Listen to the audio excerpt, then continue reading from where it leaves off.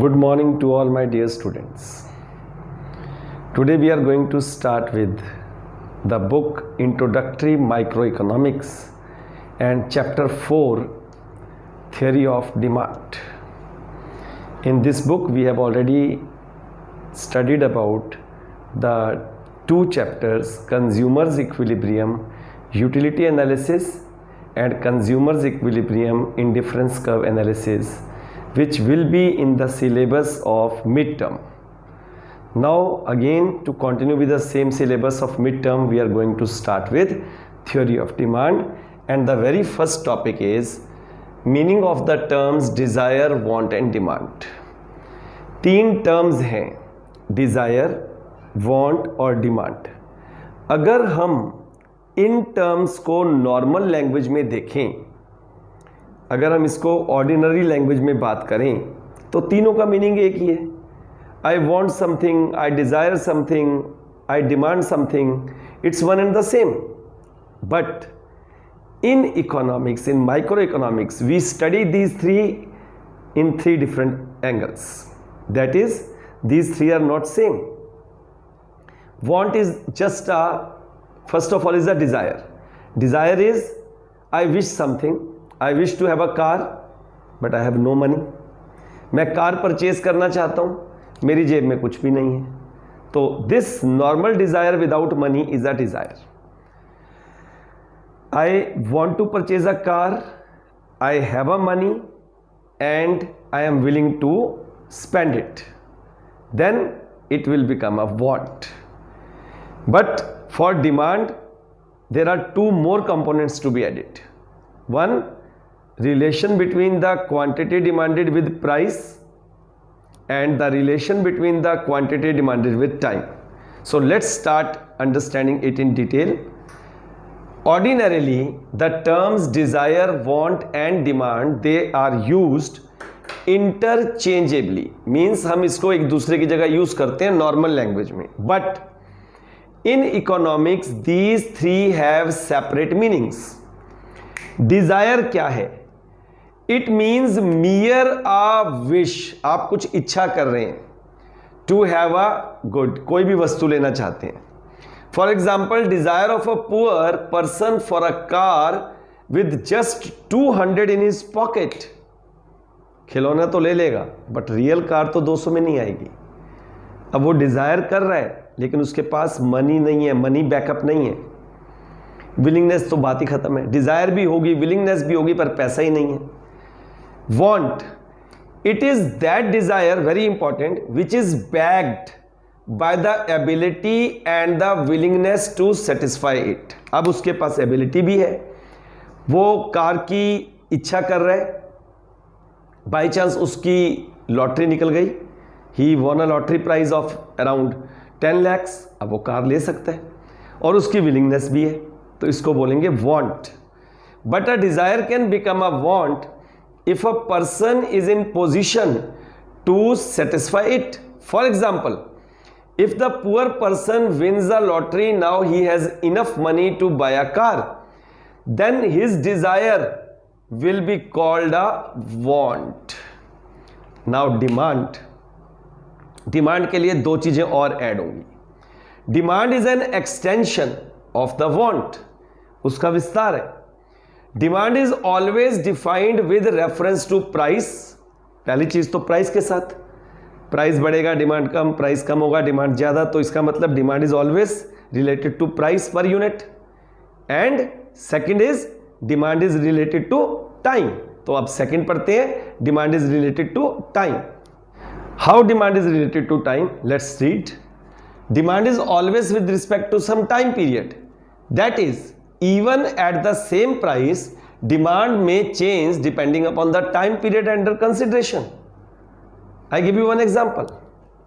Nowadays rainy season is going on and there is same price. Already the price was 150 rupees for an umbrella and only suppose the demand was 10 lakh. Now the price is again same, but now 20 lakh people are demanding umbrella. Because why? Because it is the time which is, it is the need of an hour. They wanted because it's a rainy season, they have to save themselves from rain. तो इसका मतलब क्या हुआ, time के हिसाब से भी demand में चेंज आता है। So to sum up there are 5 elements of demand. अब देखो डिजायर में क्या था, डिजायर में था सिर्फ उसकी इच्छा है, पैसा नहीं है।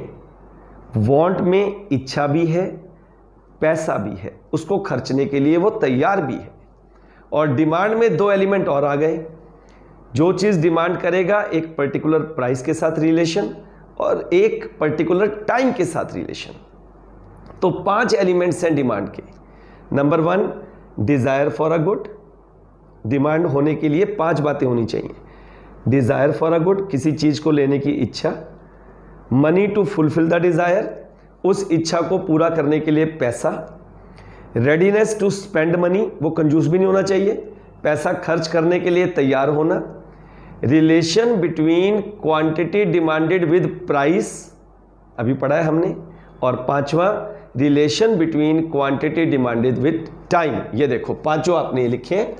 सो number 1 desire for a good, money to fulfil that desire, readiness to spend money और part with money, relation between QD means quantity demanded with price, relation between quantity demanded with time.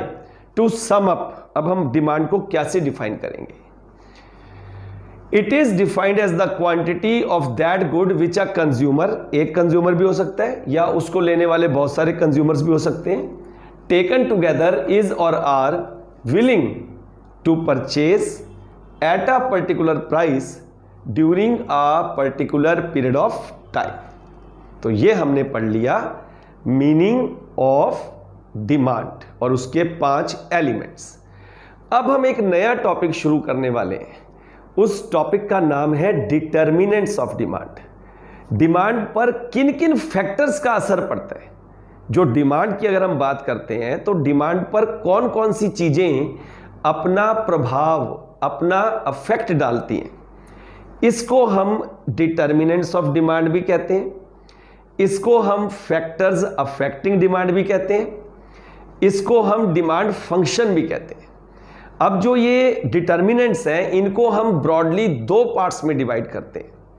एक तो individual की demand पर कौन कौन से factors affect करते हैं, उसको बोलते हैं इंडिविजुअल डिमांड फंक्शन, या क्या बोलेंगे डिटर्मिनेंट्स ऑफ इंडिविजुअल डिमांड।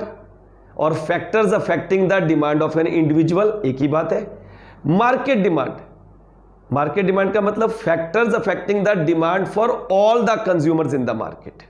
तो इंडिविजुअल वाले अपने आप ऑटोमेटिकली मार्केट में इन्वॉल्व हो जाएंगे, लेकिन मार्केट वालों में इंडिविजुअल इन्वॉल्व नहीं होगा। मतलब जो इंडिविजुअल है वो मार्केट का पार्ट है, लेकिन मार्केट के हम जब पढ़ेंगे तो इंडिविजुअल को अलग करने के लिए हमें कुछ अलग से पढ़ना पड़ेगा।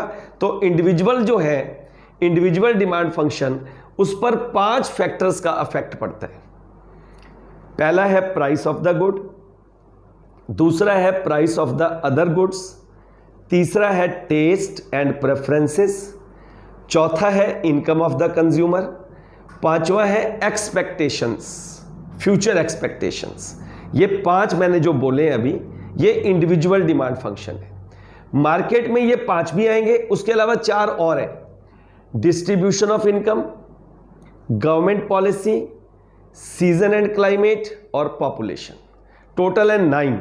मैंने अभी आपको शुरुआत करनी है हमने इंडिविजुअल से। आओ एक बार देखते हैं इसको। डिटर्मिनेंट्स ऑफ डिमांड और factors affecting the demand function, individual demand function, इसमें 5 है। देखो मैंने इसको एक एक्रोनिम बना के लिखा है। एक्रोनिम बेटे एक शब्द होता है जो पूरे एक पॉइंट्स को याद करने के लिए होते हैं। जैसे मैंने यहां पर लिखा है पिटाई। अब मुझे पी टाई याद रहेगी तो मुझे 5 पॉइंट याद रहेंगे। पिटाई, P square, P price of other goods, T taste, I income, E expectation. देखो 5 पॉइंट मुझे पिटाई में याद हो गए, और उसको याद करने के लिए मैंने एक्रोनिम बनाया डीजी और एसपी। किसने की पिटाई? डीजी साहब ने और एसपी साहब ने पिटाई की। किसकी पिटाई की? जो कोई मुलजिम था, जो कोई क्राइम जिसने किया था। तो DG deputy general of police और एसपी सुप्रिटेंडेंट ऑफ पुलिस। तो डीजी और एसपी वो बन गए आपके मार्केट डिमांड फंक्शन। डी का मतलब डिस्ट्रीब्यूशन ऑफ इनकम, ठीक। जी का मतलब गवर्नमेंट पॉलिसी, एस का मतलब सीजन एंड क्लाइमेट, पी का मतलब पॉपुलेशन। तो अब हम शुरू करते हैं पहले इंडिविजुअल डिमांड फंक्शन।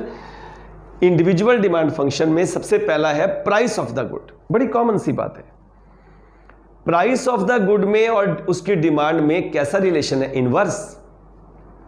चीज महंगी होगी तो नेचुरली उसको कम लोग लेंगे, चीज सस्ती हो जाएगी तो उस पर डिमांड बढ़ेगी। So there is a inverse relation between price and quantity demanded. इसी को लॉ ऑफ डिमांड बोलते हैं। इसमें हम कुछ बातों को कांस्टेंट मान लेते हैं, वो भी हम पढ़ेंगे। फिलहाल तो अभी कॉन्सेप्ट को समझे कि there is a inverse relation. Generally आमतौर पर there is a inverse relation between the price of the good and its quantity demanded. देखो यही आपने लिखा है, when the price of x will go up, demand will come down. When the price will come down, demand will go up. So this is the first. Second is the price of the other goods. Related goods भी बोलते हैं। Other goods में अब हमारे पास इसको related goods में दो तरह की गुड्स आती हैं।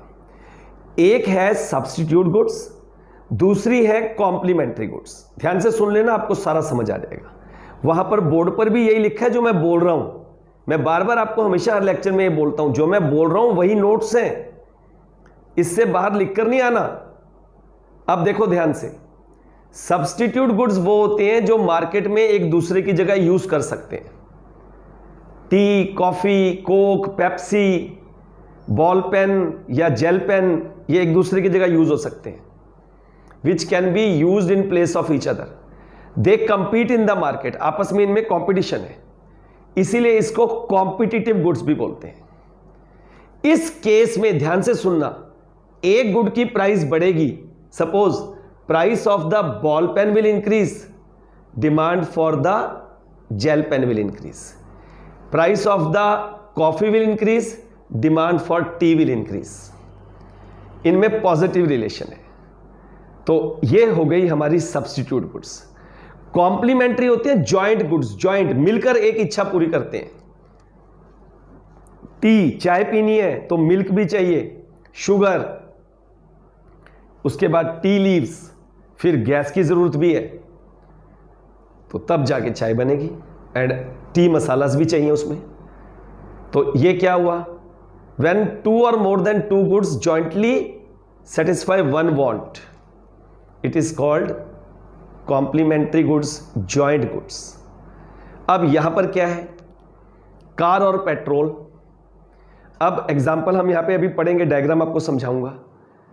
कार की प्राइस में कोई चेंज नहीं हुआ, पेट्रोल महंगा हो गया। अब जब पेट्रोल महंगा हो गया तो लोग क्या करेंगे? पेट्रोल की कार वाली जो है पेट्रोल की गाड़ियां, उनकी डिमांड कम हो जाएगी, उनका डिमांड कब शिफ्ट हो जाएगा? Left hand side. अभी हम ये शिफ्टिंग को भी सारा अभी डिटेल में पढ़ेंगे, पर फिलहाल हम इसको समझते हैं। Substitute goods when with increase in the price of one good the demand for the other good increases, these are also called substitute goods. These are called substitute goods, also known as competitive goods. मैंने अभी बताया था। Example tea and coffee, Coke and Pepsi.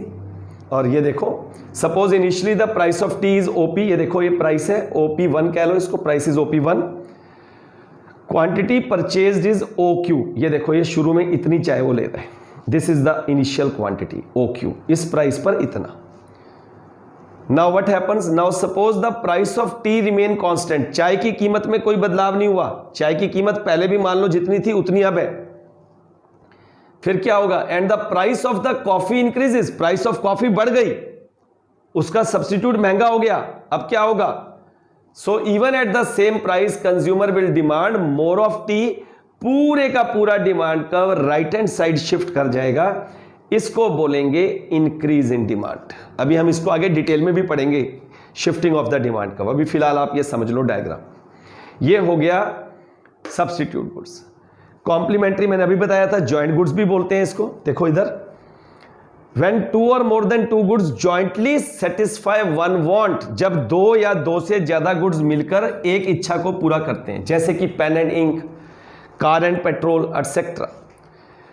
In this case with increase in the price of one good the demand for the other good decreases. एक की price बढ़ेगी, दूसरे की demand कम हो जाएगी। Suppose initially the price of car is OP, car की price OP है, quantity demanded of car जो है वो OQ1 है। ये देखो ओपी प्राइस है, इतनी OQ1 कार की डिमांड है। अब क्या हुआ, now suppose the price of petrol increases, car की प्राइस में चेंज नहीं हुआ, जो पेट्रोल की गाड़ी है वो तो सेम है उसका प्राइस, लेकिन पेट्रोल महंगा हो गया, तो अब क्या होगा, the demand for car will decrease from, ये देख रहे हो आप लेफ्ट साइड में हो गया DD से D0 ये हो गया कॉम्प्लीमेंट्री गुड्स। तो अभी हमने पढ़ लिया, देखो अब तक इस लेक्चर में हमने पढ़ लिया meaning of desire, want and demand, कैसे वो डिफरेंट हैं, फिर हमने इसको डिटर्मिनेंट्स की इंट्रोडक्शन समझ ली, और इंडिविजुअल डिटर्मिनेंट्स के दो पार्ट्स, दो उसके हम कह सकते हैं कौन कौन से डिटर्मिनेंट्स हैं जो इंडिविजुअल डिमांड को असर करते हैं, वो दो हमने पढ़ लिए। पहला हमने क्या पढ़ा, प्राइस ऑफ द गुड, दूसरा हमने पढ़ा price of the related good. अब अगले लेक्चर में हम इसको और डिटेल में इसके अगले डिटर्मिनेंट्स को समझेंगे। एक ही रिक्वेस्ट है मेरी आपसे, बार बार जो मैं सबसे कर रहा हूँ कि please don't waste your time, lectures को ध्यान से सुनो। मैं बहुत आसान तरह से आप तक अप्रोच करने की कोशिश कर रहा हूँ, अपने कमेंट्स देते रहिए, और अच्छी लगे तो वीडियो को शेयर भी कीजिए और लाइक भी कीजिए, और लोगों को फ़ायदा भी पहुँचे बाकियों को। मैंने बहुत बार पहले भी ये आपसे कहा है, पर जो बच्चे, मैं एक बात ज़रूर कहना चाह रहा हूँ, जो बच्चे गूगल मीट पर अपनी क्लास अटेंड नहीं करते और गूगल क्लासरूम पे अटेंडेंस तक भी ड्रॉप नहीं करते, तो बेटे आपको मैं सच बोल रहा हूँ, आपके लिए बहुत मुश्किल होने वाली है। आप बिल्कुल इस मामले में किसी तरह से भी ये मत सोचना कि कोई सिफारिश से आपके नंबर लगेंगे, क्योंकि सिफारिश नहीं चलने वाली, आपका बिहेवियर चलेगा। आपका बिहेवियर अगर अच्छा है, आप डिसेंट हैं, तो मैं आपको मार्क्स अपने आप प्रैक्टिकल में दूंगा, क्योंकि आप अच्छी फाइल बनाओगे, आपको फाइल के लिए पहले से दिया हुआ है काम सारा। और ये आपका जो है, मैं अगले महीने तक आपसे फाइल्स भी आपकी लेने वाला हूँ कि आप मुझे अपनी फ़ाइल को बता दोगे कि आपकी फ़ाइल बन चुकी है, और आप उसका मुझे पेजेस के सारे स्कैन कॉपी भेजोगे गूगल क्लासरूम पे ही। पर फिलहाल यही रिक्वेस्ट है कि अपना टाइम वेस्ट मत करो, दिल से लगन से पढ़ाई करते रहो। God bless you all.